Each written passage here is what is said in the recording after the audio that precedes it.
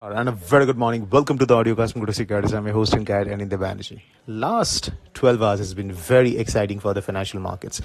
क्योंकि जो Fed testimony था, that was supposed to be a non-event. मतलब Fed chairperson was speaking to the Senate Banking Committee. That was supposed to be a non-event. But the way he sounded hawkish, उसके बाद the whole financial markets got jolted.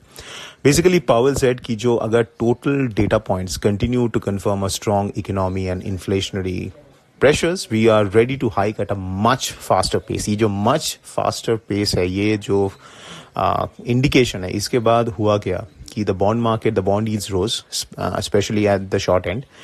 And the expectation of Fed fund peak increased significantly. Market पहले expect कर रहा था कि अभी जो 4.75 के आसपास है rates, वो 5.50 या max हुआ तो 5.75 के आसपास it will peak. But now the market is expecting कि ये 6 तक भी जा सकता है. So that has led to a sell-off in the equity markets, fall in the commodities and a rise in the dollar index. Dollar index November 22 का level पे trade कर रहा है.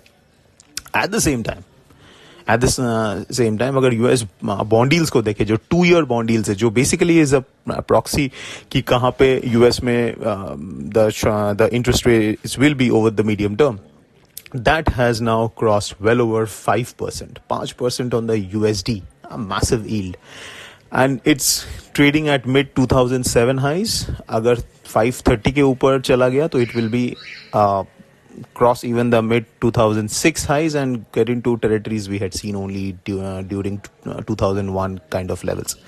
So this surge in the US bond yields जब होता है, मतलब USD में आपको अगर 5% से ज़्यादा yields मिल रहा है तो उसका दो impact है. There are many kind of impacts, but net दो impact है. एक होता है कि जो पैसा है, जो hot money है, they get attracted because if you're getting 5% plus on a safe bet that is USD, तो of course you will attract. So it pulls money out of emerging markets or other economies. दूसरा impact होता है US economy पे, क्योंकि US economy is a highly levered economy, especially the housing market, the MSMEs. वो उन लोगों का loans are, उनका जो cost है, that starts to rise quite a bit, and that takes a hit on the economic activity. और interestingly, जो difference है between the short term yields and the long term yields, जो हम लोग जैसे as a proxy let's say the 2-year and the 10-year yields, वो इतना deeply negative है क्योंकि ये 5 के ऊपर है, 5 पे है, 5.05 2-year. 10-year is struggling to get to 4. So जो एक 100 basis points के ऊपर जो स्प्रेड है, this is about to be at the highest level since mid 2008. इतना deeply negative yield spread is basically an indicative of recession. And ये actually market का overall talk है कि Fed जितना interest rates को 6 की तरफ push करते हुए लेके जाएंगे, the risk of a recession eventually increases dramatically. But एक चीज तय है, in the financial markets, ये situation में volatility is going to be very high because volatility is not going to come down structurally jab tak central banks are keep on rising rates, especially the Fed. So keep that in mind. USDINR jo last week fell quite sharply all the way up to 81.60 on the spot, has bounce back offshore में 82.05 के आसपास ये trade कर रहा है. Now how to trade USDINR for the rest of the week is going to be tricky. क्योंकि मार्च end का एक एक्सपोर्टर फ्लोज और कॉर्पोरेट फ्लोज जो होता है वो पॉजिटिव फॉर रूपी रहता है, but at the same time this global backdrop is going to not allow a deeper sell off in the USDINR. We may see even the RBI stepping in. That's our kind of expectation that RBI may step in at lower levels क्योंकि global situation is not very conducive for emerging market currency rally. So ये situation में RBI may like to step in and add on to their reserves, जो later on काम आ सकता है to intervene if the rupee weakens eventually due to global factors. So 81.50, 81.60 is becoming a major support zone. Actually, technically, the support zone was closer to 81.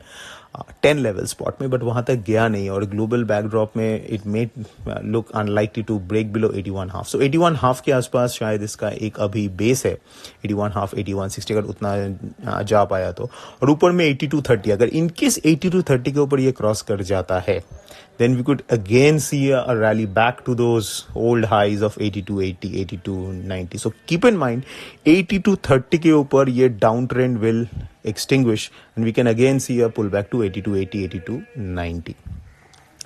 ये हफ्ता Friday is going to be important क्योंकि Friday US jobs report है. अगर वो report comes in very strong like the last month, तो फिर ये जो रैली है डॉलर और बॉन्ड डील्स में कैन एक्सेलरेट सिग्निफिकेंटली. सो ये हफ्ते का US jobs report on Friday night Indian time is going to be supremely important. तो keep that in mind. The how to trade USDINR में बेसिकली क्योंकि ये एक बैकड्रॉप है, उसमें what you can do is you can basically look to sell near 8230 क्योंकि वो stop loss रहेगा. 8230 के ऊपर on the spot you exit and closer to let's say 8150 or 8160 we'll look to buy, but we will issue you trades through our Telegram channel. So if you are in case not part of the Telegram channel, become a part of the Telegram channel. It is currency corner at the rate of Kotak Securities. Cross currencies में आज weakness रहेगा Euro INR, GBP INR और JPY INR में because of the rally in the dollar index. So that's it folks. This is Anindya Banerjee signing off. A fantastic day ahead.